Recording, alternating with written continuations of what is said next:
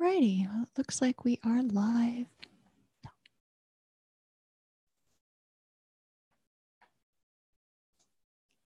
So welcome everybody to today's presentation. This is part 2 of management of tobacco use. So remember, we talked about how we were breaking it up, and today we're really going to focus on interventions and things that clinicians can do and paraprofessionals can do to help people who are trying to stop using tobacco.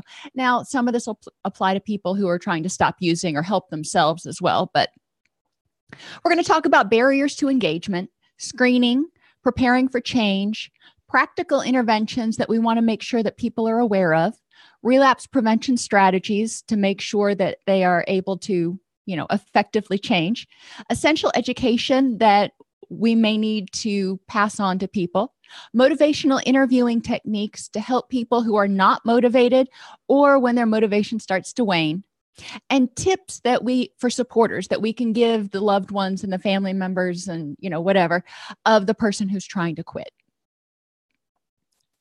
So one of the biggest barriers of engagement of people with tobacco issues is that we as clinicians often lack knowledge about how to identify smokers quickly and easily, or we may not know how to deal with it. So we're like, well, I know you smoke, but I don't even have any idea what to do about that. So I'm just going to leave it alone. And you can talk to your doctor about it or whatever. That's not the right response. What we want to do is make sure, just like for co-occurring disorders, it's no wrong door. Wherever they come in, we're assessing people and saying, if you use nicotine products and you want to stop, there are options out there, and I'm more than happy to help you. So we need to know how to identify those smokers, and we'll talk about a screening measure, which treatments are effective. Now, we're not prescribing treatments for the most part, unless you're actually a clinician, but knowing which treatments are effective can help you open a discussion with people about nicotine replacement therapy and alternatives like bupropion and all those other things. We want to know how treatments can be delivered. For example, nicotine replacement therapy, most people know about the gum. And a lot of people know about the patch, but did you know it comes in a nasal spray? It also comes in a, lozenge, gum, patch, nasal spray, and hard candy lozenge. So there are a lot of different ways that you can get the nicotine replacement in your system. And we need to know about the relative effectiveness of different treatments. And, we talked about that a little bit on the last presentation. And the fact that nicotine replacement therapy by itself is definitely very, very helpful for people who are trying to quit using nicotine replacement product or nicotine products. However, when you combine nicotine replacement products with additional nicotine replacement products or with other things like bupropion or other oral medications, it can significantly help the person, especially the person who has been using for a really long time and or is a heavy, heavy user. So, it's important to understand the different treatments out there. So if you're working with somebody and you're the person that screens them, and maybe you're the person that sees them once a week or once a month, and they're starting to try to change, and they're saying, the doctor prescribed the gum for me, and I've been using that, but it's just not enough. I can't do it. That's okay. That is not the only intervention. And they've found that for a lot of people, at least during the first couple of months, they may need multiple combined interventions. And we talked about those in part 1. We can have inadequate clinic or institutional support for routine assessment and treatment of tobacco use. Not every place is going to treat tobacco use, but human resources departments, for example, should be able to have a clinic where people can do voluntary assessments or whatever if they want to. I'm not sure about all the laws about whether a human resource personnel can actually ask about smoking or not. Don't know. But, there are a lot of companies that have a health and wellness champion that works in their human resources department who can provide information about the harms of nicotine and smoking and methods for stopping and all that kind of stuff. And they can also provide referrals for anyone who wants to stop using. And, you may be thinking, well, what's the benefit to a, trucking company that to implement this kind of a program? That's going to be more money they've got to spend. Well, yeah, but the health benefits from helping people stop nicotine products will come back to them in terms of lower health insurance premiums, reduced sick days, maybe even potentially reduced turnover because you don't have people that are leaving because they are just incapacitated with something like emphysema. So there are a lot of health benefits to organizations, not even just in healthcare. In healthcare situations, whether it's mental health care or primary health care, or even those emergency walk-in clinics, it's always good to have a protocol and we're going to talk about the 5 A's in a minute, to screen people. That way, maybe they have started thinking about maybe wanting to quit, but they don't know who to ask, or they don't want to make an appointment with their doctor or whatever it is. If they're already in your office, take advantage and say, if you're thinking about it, I'm here. Or if you're thinking about it, here are some options. You can call the Quitline. There are some other things that you can do that won't necessarily commit you to anything or cost you any money, but it can give you some information. A lot of times as clinicians, whether you're a nurse or a doctor or a mental health clinician or even a teacher, you've got time constraints. You've got 18 other things that need to be done before the end of the day. And you're like, one more thing, I've got to screen everybody for tobacco use. I don't know how to do that. Well, think about it a little bit more simply. The screenings that we do are often take less than 5 minutes. So, how could you do that effectively with the people that you see? And you got to figure out a way to work it in if you want to be able to screen. And another barrier for some people is lack of insurance coverage for tobacco use treatment. Now, under ACA policies, there are a lot of insurance policies that will cover a certain amount of tobacco cessation treatment, nicotine replacement products, et cetera. But it's important to recognize that that's not necessarily immediately accessible for anyone because they may still have to meet their deductible. So even though ACA is out there and it says that insurance has to cover it, and some of the policies, I think, say they have to cover it regardless of whether the person's met their deductible, which is great. But there are also people out there who don't have insurance. They had to drop it because it was too expensive or for whatever reason. And we need to be able to figure out how can we serve that population. Talk with your local health department because they probably have ideas or resources that they can tap into to help people who don't have insurance access nicotine replacement therapy and intervention stuff.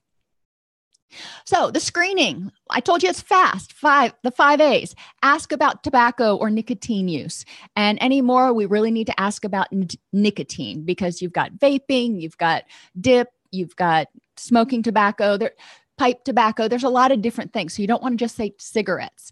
And, you want to make sure that you're getting every type of nicotine administration. So do you use any nicotine products? Advise quitting. You probably are well aware that it's, really beneficial to quit using nicotine. But, I recognize that it is a really hard thing to do. Assess the person's needs and readiness for change. If they look at you and you can see that they're starting to tune you out. All right, they're not ready for change yet. And you can at that point say, you know what?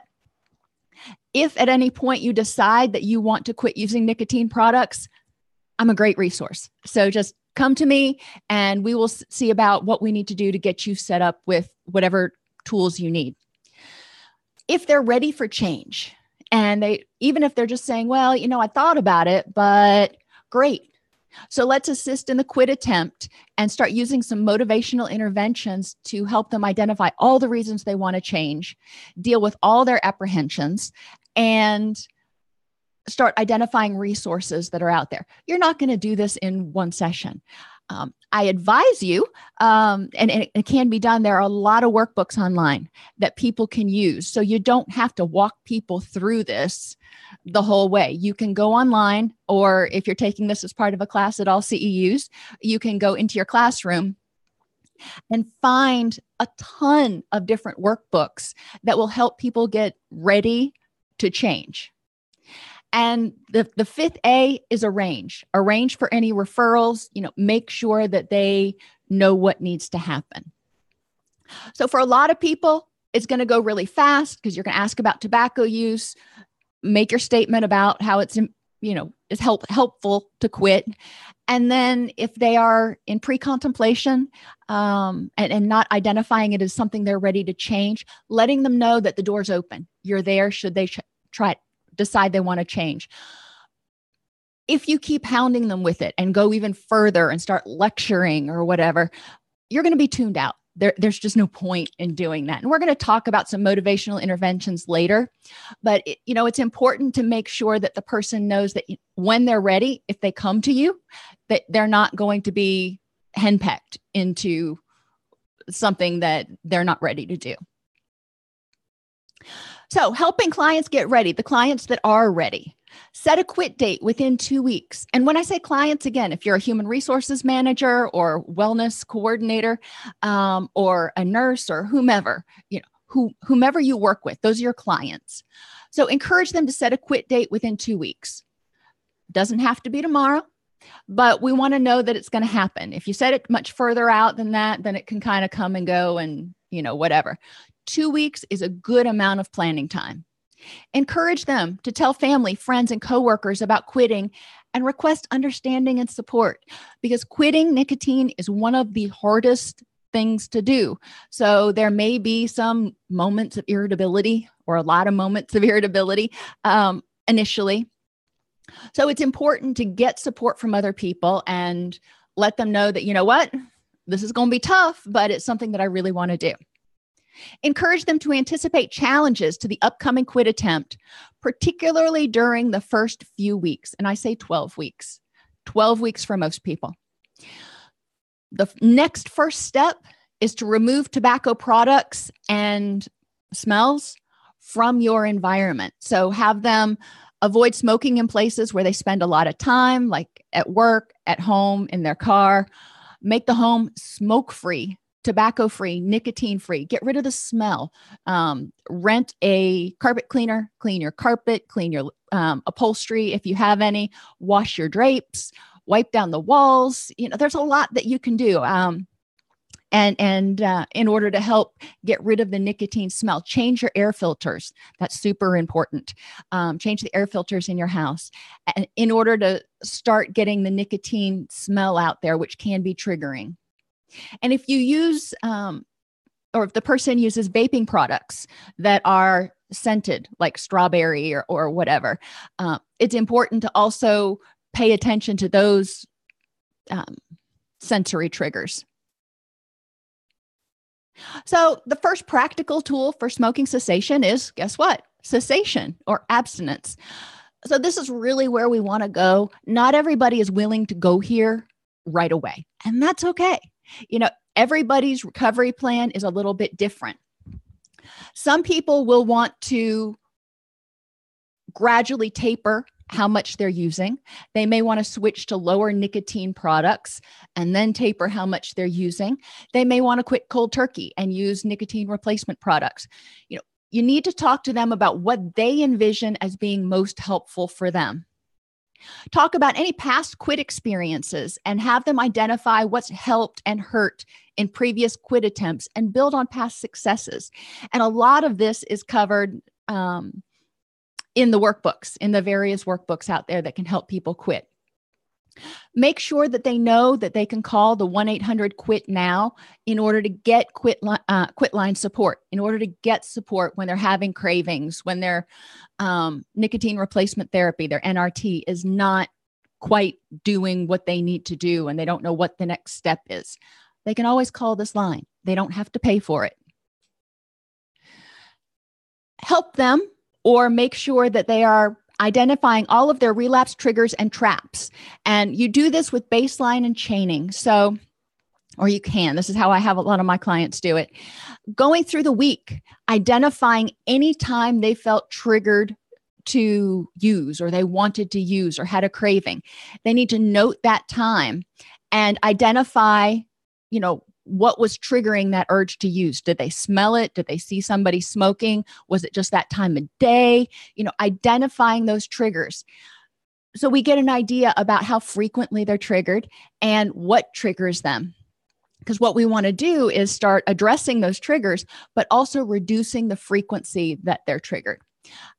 So some things that can trigger urges and cravings: negative affect. And that's, a big garbage term that covers boredom, depression, anger, anxiety, guilt, anything that's what we call an unpleasant emotion. Okay. So when you feel that way, what things help you feel better? What things can you do to feel better? What things have worked in the past? And they may have some great tools. They may be a little short on tools, and that's okay. Let's see what they're working with and try to build on what's already there. If there's a trigger or a trap being around other tobacco users, figuring out how to handle that. It doesn't always work. Sometimes you're going to have to be around tobacco users. It's very, very rare, but every once in a while it does. Minimizing how often you're around people who are actively using nicotine products or who smell like nicotine, or, again, the flavored vaping stuff, if that's a trigger for you. Avoid being around any sensory triggers is the first thing. And when you can't, one of the things that we're going to talk about later that helps some people is to put like Vicks Vapor Rub or something under their nose so they're not smelling the nicotine product. Experiencing urges is a big trigger. You think, I've got to have a cigarette, or I've got to go out and vape, or whatever it is. Okay. Developing tools, distress tolerance skills to ride the wave, get through that urge, and come out the other end. And other smoking cues and the availability of cigarettes. It's important that people learn strengths-based coping skills. And that's kind of what I was talking about earlier. Identify ways that they have coped with distress or unpleasantness or urges in the past that have been at least partially successful, and build on that. Anticipate and avoid temptation and trigger situations. So if you've got somebody who's getting ready to quit smoking and, they can't anticipate that they're going to be around somebody else that smokes, what can they do? How can they avoid the temptation? If they know that they are going to, my Uncle Jack's house, I talked about him last time. He smoked a pipe. And whenever I went to his house, it always smelled of his pipe tobacco. So if somebody's going into that environment where they can smell smoke, they're going over to a relative's or a friend's house, even if that person is not smoking in front of them, it can be a trigger. So what can they do?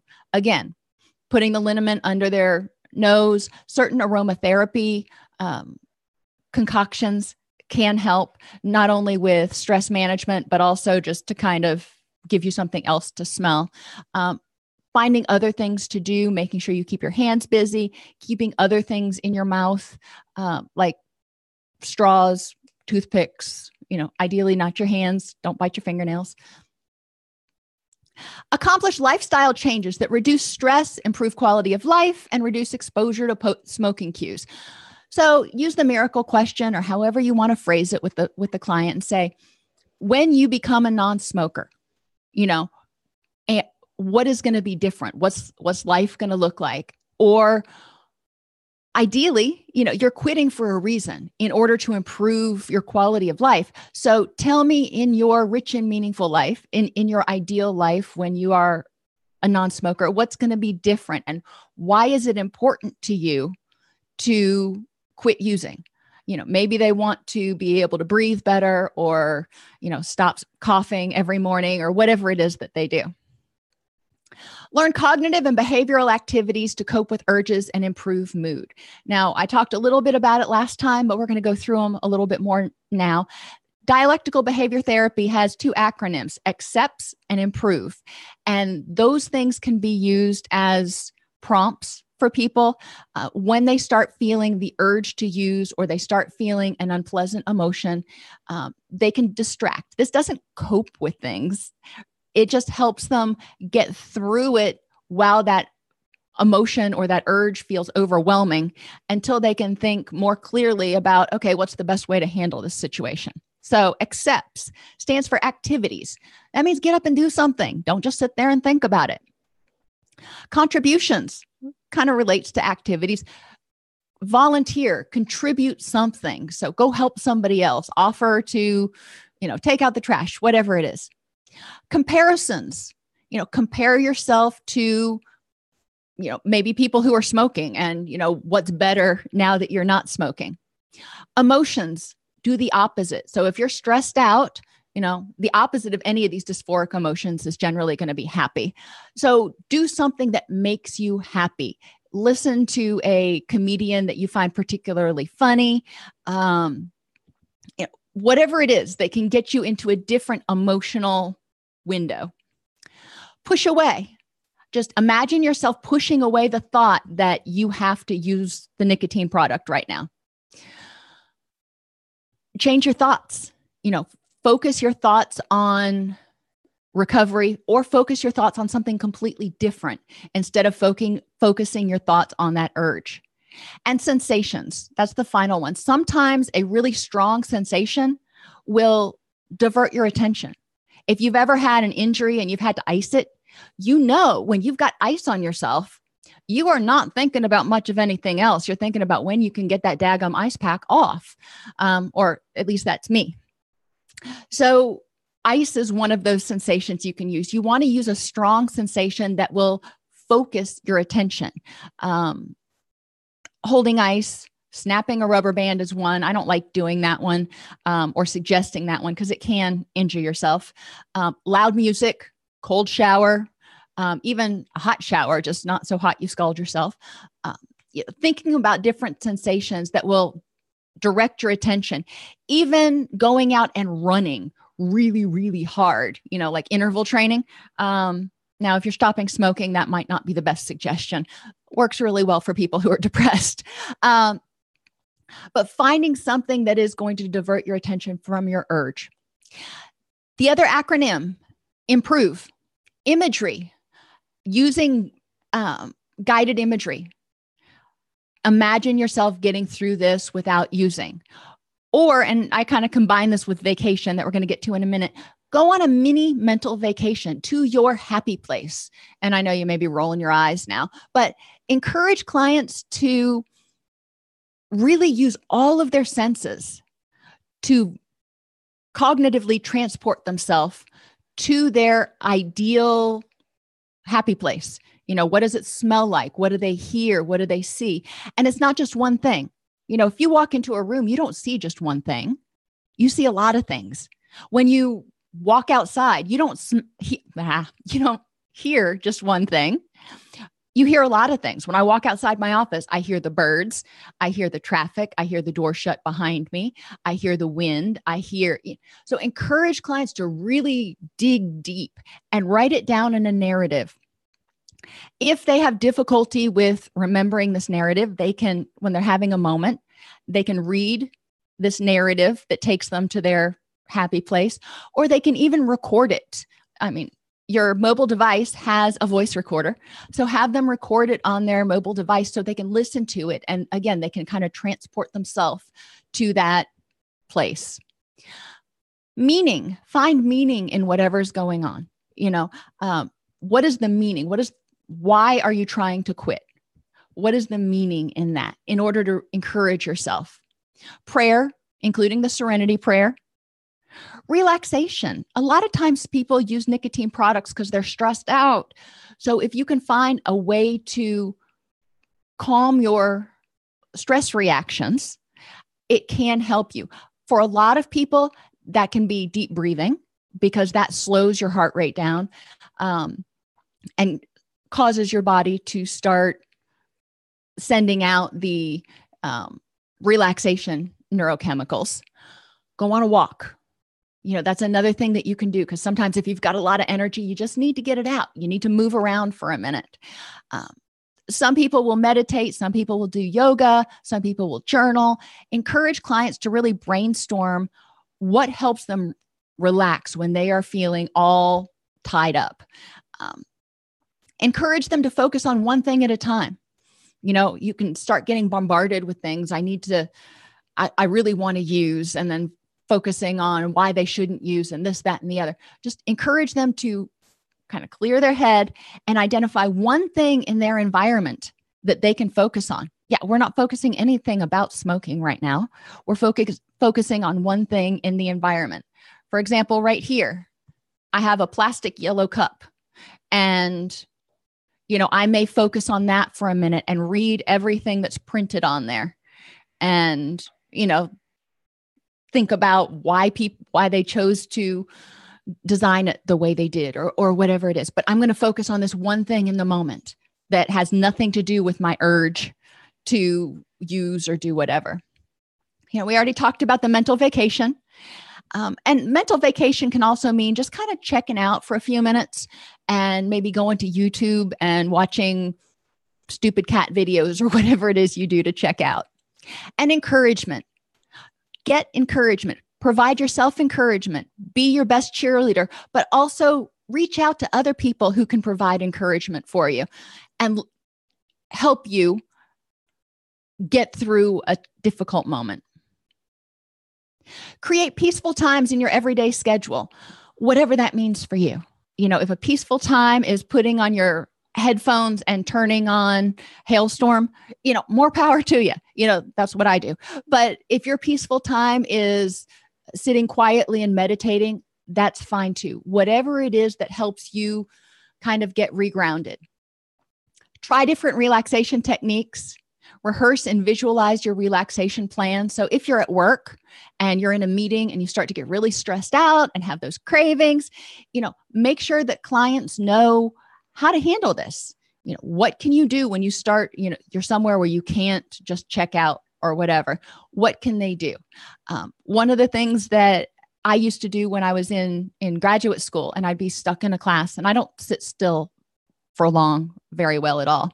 And I would start to get really antsy. And one of the things I would do to help myself relax while I was, stuck there would be I would start making lists of things, grocery lists, whatever, if I needed to, or, writing down different relaxation words, or just sketching chickens and butterflies and the few things that I can draw. So encourage clients to keep a list of things they can do to help them relax, even if they are stuck in a public place. Remind clients that when they quit smoking, drinking coffee or tea may make them feel sad if they used to smoke while they did that. They would wake up in the morning and drink their coffee and have a cigarette. Or after dinner, they have coffee and have a cigarette. Those are things to recognize. There's going to be a grieving process because smoking or using nicotine products had a benefit. They did it. They liked it. Now, they don't want the added baggage that it brings along, so they're trying to quit. But there was something about using the nicotine product that they really liked. And so they've got to go through this grieving process. And when they recognize that it's not something they're choosing to do anymore, and come to acceptance of that. And yes, we can say focus on what you've gained by quitting, and that helps a little bit. But it's also important to encourage clients to recognize that it's a grieving process to it.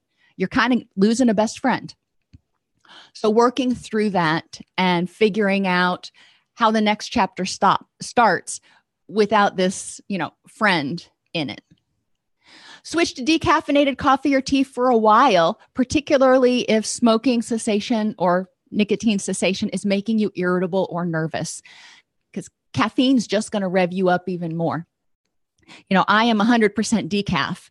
So, the whole reason I drink coffee, decaf coffee, it's pretty much just colored water, is partly for the taste, but not so much. But there is a cognitive component. There's just something relaxing about drinking coffee. I don't know why, but I can do decaf. Avoid foods that increase your urge to smoke. And you may be going, huh? Things like sandwiches. It's harder to smoke if you're having to use a knife and fork and all that kind of stuff. But if you can hold a sandwich in one hand and a cigarette in another, then that particular food may trigger you to smoke. So if there are foods that trigger you, avoid them for right now. You can eventually add them back in. As soon as you've finished eating, call a friend or take a walk or brush your teeth. Those things can help you not light up right after eating, which is something that a lot of nicotine users do. Other things that you can do include chewing on a toothpick, especially the cinnamon ones. Those can be really helpful for satisfying that fixation to have something in your mouth, but not using a nicotine product.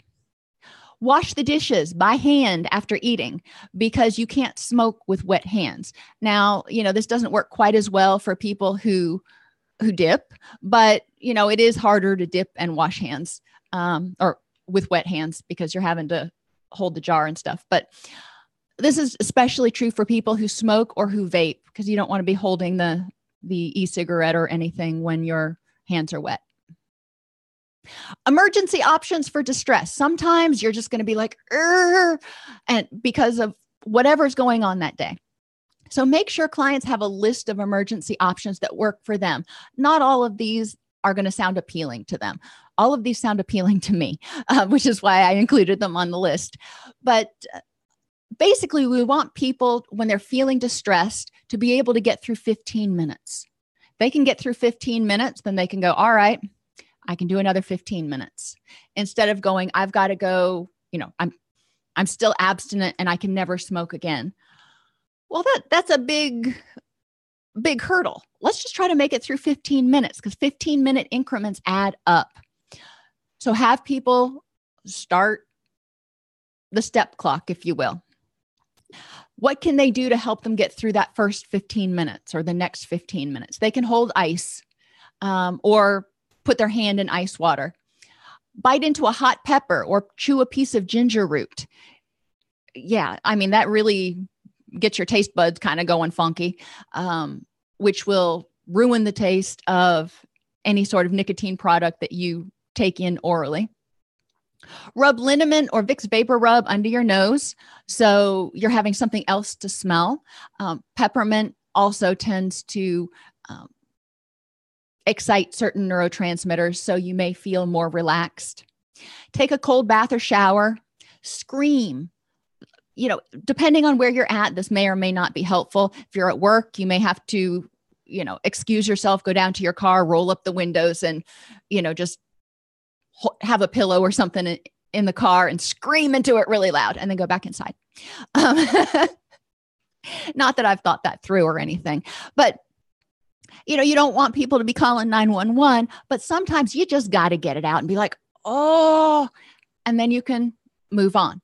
Or you can scream, sing your favorite song. So again, go down to your car because your office mates don't want to hear you belting out Redneck Woman or something to the top of your lungs, but you can do it really loud. And again, that energizes your senses and it gets you focused on something and it can help you actually start de-escalating because you're breathing deeper when you're screaming or when you're scream singing, which is going to help slow your heart rate. Stomp your feet a lot. And you can even do it in heavy shoes, but I do recommend strongly not doing it in heels. Number one, because you'll break your heels. Number two, because you could break your ankle. And number three, because you could either dent a wood floor or crack a tile floor. Heels, not so much, but heavy shoes, they're great because it takes more effort to stomp with heavy shoes and it's louder. Flatten cans or boxes for recycling as fast as possible. Sometimes when I'm having a bad moment, I will just go out into the garage and start flattening boxes and folding them up and everything so I can take them out to my garden. Rip an old newspaper or phone book apart, or if you save up your bills or junk mail, and then when you start having a bad moment, you've got something easy to shred. Throw a tennis ball against a wall. Now, this will mark your wall, so you don't want to do it inside probably, but you can throw it as hard as you want and just think about whatever you're thinking about and kind of throw a temper tantrum and get it out. Crank up the music and move. You don't have to dance. You can just move, but the loud music will help distract you. Or if you're somewhere like at work, maybe you can just go into the stairwell and run up and down the stairs a few times to get yourself back in sync. So your heart's racing for a reason, not just because of anger. So like I said, these are the ones that work for me. I don't know what works for you. Encourage clients to brainstorm. This is a fun group activity to do. What can you do when you're feeling really stressed out that just helps right away? We do need to make sure that we are educated and we can provide simple education, handouts. We don't want to get into long, hour-long videos.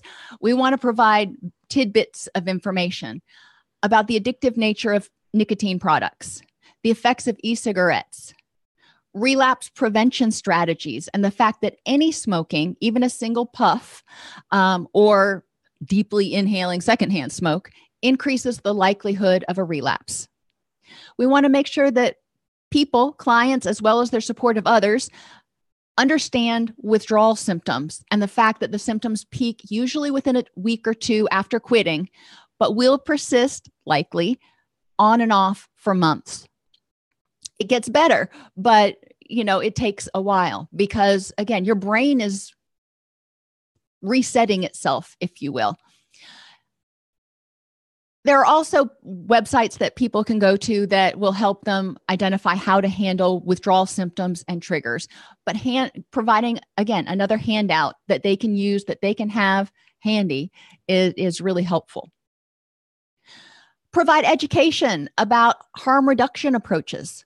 What can they do if they're smoking right now? What's less harmful? And the research kind of keeps changing on that a little bit. Obviously, cutting down smoking is going to help. So going from 3 packs a day to 1 pack is going to be better. Switching to lower nicotine-based products, that can help. And just talk with them about what they're willing to do. Discuss the benefits of using nicotine replacement products to reduce harm from smoking and the types of nicotine replacement that are available. And you can get these fact sheets online pretty much all the time. And I recommend that annually you go out and you find the most current nicotine replacement fact sheets because new things are coming out all the time that may work a little bit better. And make sure you provide information for people about where to get help. Unless you're the one providing the help, where do they get nicotine replacement products? Who do they go to get the prescription for this? I mean, obviously, if we're talking prescription, it's probably a doctor, but some things you can get over the counter or through a pharmacist now. So, where do they have to go? What do they have to do? So I keep talking about toolkits and resources, the American Cancer Society, American Lung Association, CDC, How to Quit, Nicotine Anonymous, smokefree.gov. Clear Horizons for Smokers Over 50 is a workbook designed to help smokers over 50 quit. Forever Free Baby and Me is for pregnant smokers who have recently quit or who are thinking about quitting. And Smokeless Tobacco, a guide for quitting, obviously, applies to things other than cigarettes and pipes. So we've been talking about the client in large part who is at least considering change, but sometimes you're going to have a client who is not interested in changing. And the reasons for that are varied. And if you look at Prochaska and DiClemente's model on motivation for change, you'll find that there are multiple different types of pre-contemplators, which is basically what the unwilling client is. So why are some people unwilling to quit? And each type of pre-contemplator is unwilling to quit for a different reason. Some people lack the information about the harmful effects. They just don't understand why it's such a big deal. Some people don't have the required financial resources. They're afraid they're not going to be able to access what they need. They may want to, but they don't think they can do it for some reason. They may have fears or concerns about quitting. Maybe they tried before and they weren't successful and they're afraid to try again. Maybe they're demoralized because of a previous relapse. They were smoke-free for a year and then they relapsed. So we want to understand the reasons a person may be unwilling and help them dispel some of those concerns. We do want to focus on exploring the person's feelings, beliefs, ideas, and values regarding nicotine use in an effort to identify ambivalence. Because a lot of people are ambivalent. It's like, yeah, I smoke. I know it's bad for me, but da da da da da. Okay, well, you know it's bad for you. So there's the ambivalence. You're smoking, you know it's bad for you. You know, what things in your life might make it worth quitting? Express empathy by using open-ended questions to explore the importance of addressing nicotine use in this person's life. You know, they may not think it's a big deal. They're just like, whatever, you know, and help them explore their concerns about the benefits of quitting. What might happen if they quit?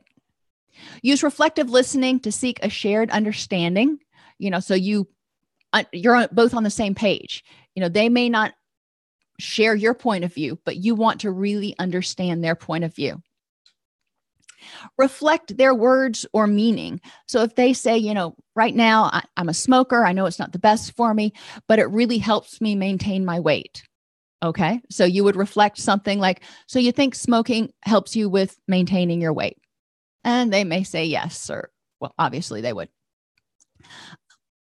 Summarize what you hear the client saying. For example, what I've heard so far is that smoking is something you really enjoy, but you know, your boyfriend really does hate your smoking. So that's causing some conflict. You know, that points out some discrepancies there. Normalize their feelings and concerns about quitting and life without cigarettes, and support their autonomy and right to choose or reject change. They don't have to do it. You know, you're there if they want to do it, but they don't have to. We're just, you know, talking here. Develop discrepancy by highlighting the difference between the person's present behavior and their expressed priorities, values, and goals. Reinforce and support change talk and commitment language. So if they start saying, you know, yeah, I've thought about change, that's awesome. You know, why did you decide not to? Or, you know, what was different then?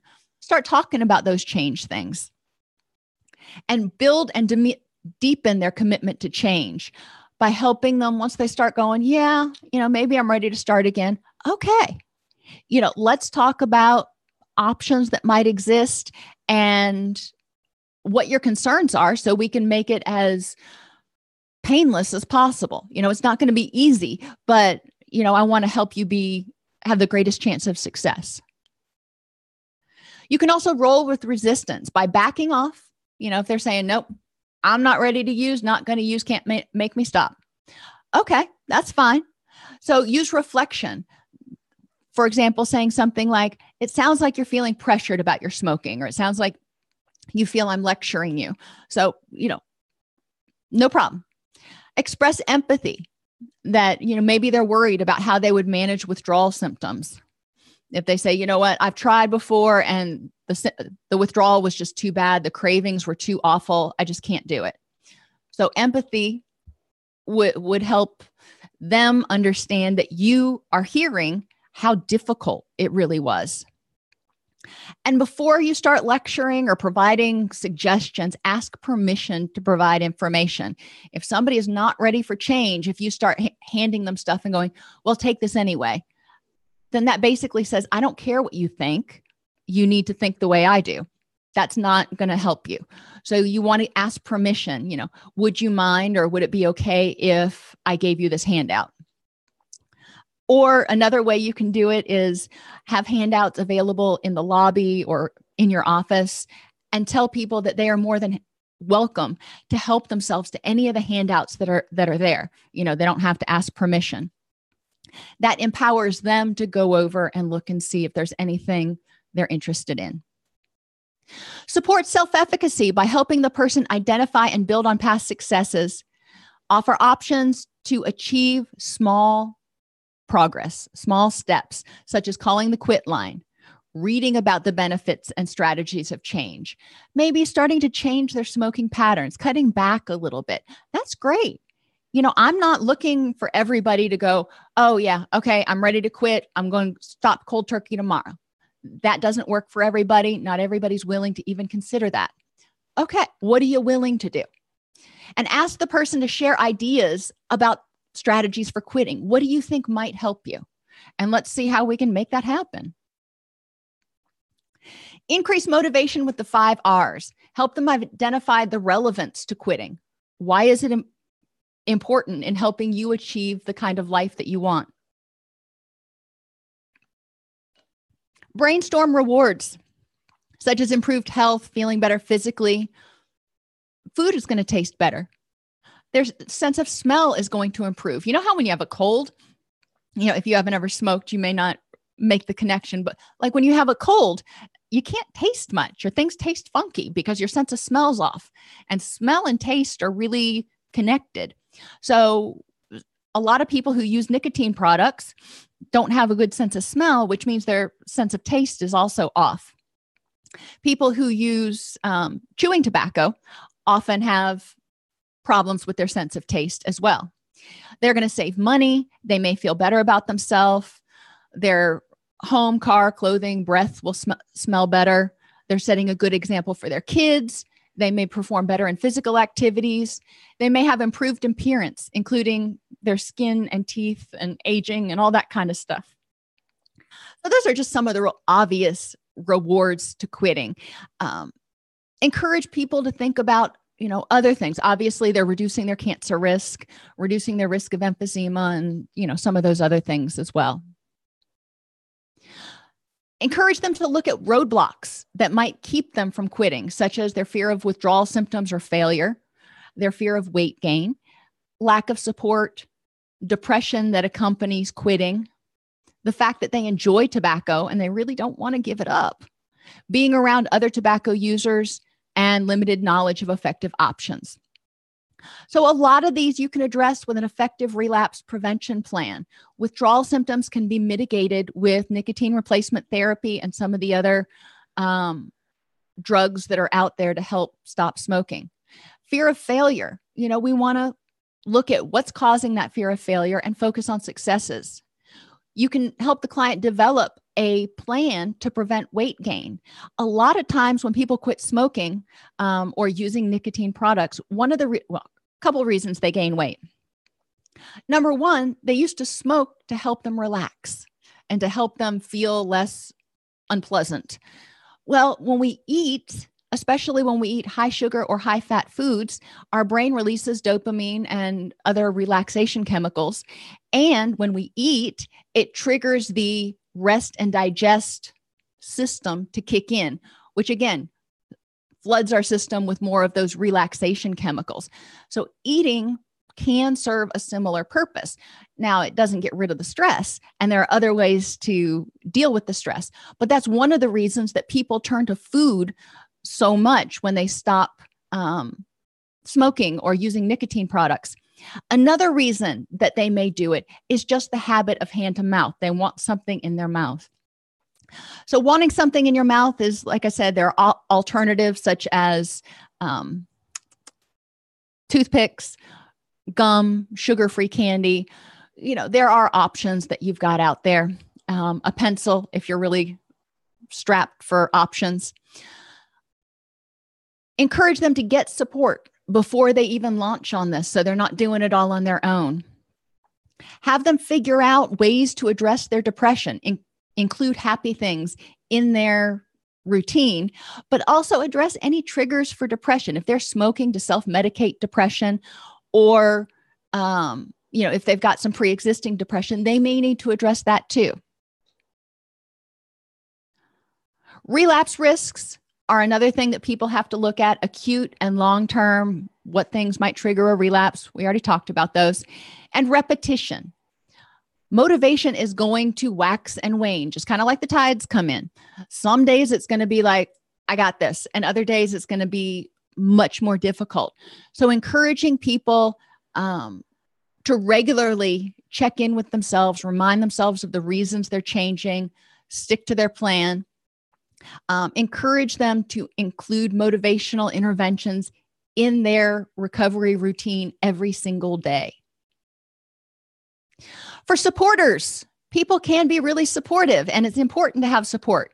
So we want to educate the family and the supporters, and that includes us, as clinicians or whoever's doing this assessment and intervention. Respect the quitters in charge. Ask the person whether they want you to regularly check in with how they're doing. And when you do check in with how they're doing, ask how they're feeling, not, so you still smoke free? Just how's it going? How you feeling? Check in to see how they're doing. And if they want to share the other, they will. Let the person know that it's okay to talk to you whenever they need to hear encouraging words. You're not going to ridicule them if they're having cravings or they think they're going to slip or whatever. Or even if they have slipped, it's better to talk about it and address it now, nip it in the bud, so to speak. Help the quitter get what they need, such as hard candy to suck on, straws to chew on, and fresh veggies that are cut up and kept in the refrigerator. Spend time doing things with the quitter to keep their mind off smoking, especially in that first 3-month period. It's important to stay busy because the brain is rebalancing and everything, and the cravings are going to be a lot stronger. Try to see it from the smoker's point of view or the quitter's point of view, whatever you want to say, so you understand how difficult it is. Make your home smoke-free, meaning that nobody can smoke in any part of the house. And that includes like right out on the stoop, because you can still smell it. Remove all lighters and ashtrays from your home. Wash everything that smells like smoke. Use air fresheners. Change your air filters. And celebrate along the way, because quitting is a big deal. Celebrate the first day that they're smoke-free. Celebrate the first week they're smoke-free. Celebrate the first month they're smoke-free. And yeah, you see what I'm getting at. And I keep saying smoke-free, but I mean nicotine-free. So this applies to people who use smokeless tobacco and other things. Don't judge, nag, preach, tease, or scold. We don't want people to do that when we make a mistake or are struggling to make a change. So don't do it to somebody else. Don't take the quitter's grumpiness personally during their nicotine withdrawal.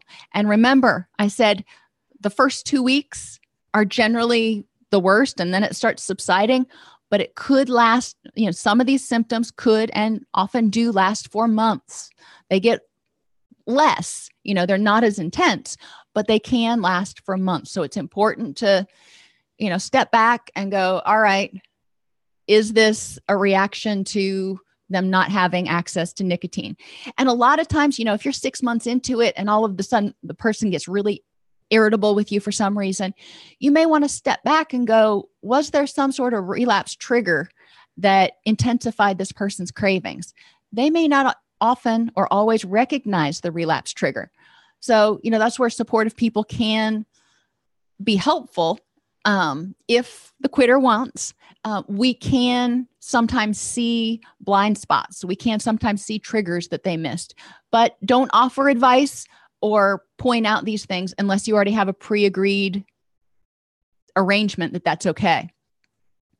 If the ex-smoker slips, don't assume that they're going to start back smoking like before. Do remind them how long that they were nicotine-free. Help them remember all the reasons they quit. Continue to offer support and encouragement, and remind them that they're still a quitter. I don't like that term, but you can find a different term that's a little less pejorative. There's still someone who is smoke-free, not a smoker. They just happen to pick up that one time. Don't scold, tease, nag, blame, or guilt them still. So it's important to assess for nicotine use in a variety of settings, from mental health to physical health, and even in jails. It can be a great place to identify people who might be willing to start quitting. Screeners must have referral resources and educational information to use as needed. It doesn't do any good to do a screening and go, oh, sounds like you want to quit. Well, good luck. You need to make sure that whoever's doing the screening has the resources to help the person get to the next step. There are steps that can be used to enhance motivation in people who are not thinking about change or are not quite ready to take that big step yet. So motivational interviewing, motivational enhancement therapy are excellent add-on skills to just understanding tobacco cessation procedures. People need social support in order to quit, and supporters need information to be effective. So we can't just say, you just got to be there for them. We need to help them understand the relapse process, the withdrawal process, the brain chemistry in manageable chunks. They don't need to know it on a graduate level, but provide enough information that they can be informed and helpful. And make sure to have available a variety of resources. And there are many, many free resources, workbooks, and self-help programs that you can access online by just doing a simple internet search, or you can call the Quitline and they can point you in the direction of some additional free resources. All right, everybody, thanks for being with me, and we will be back on Monday with the third and final part of this series.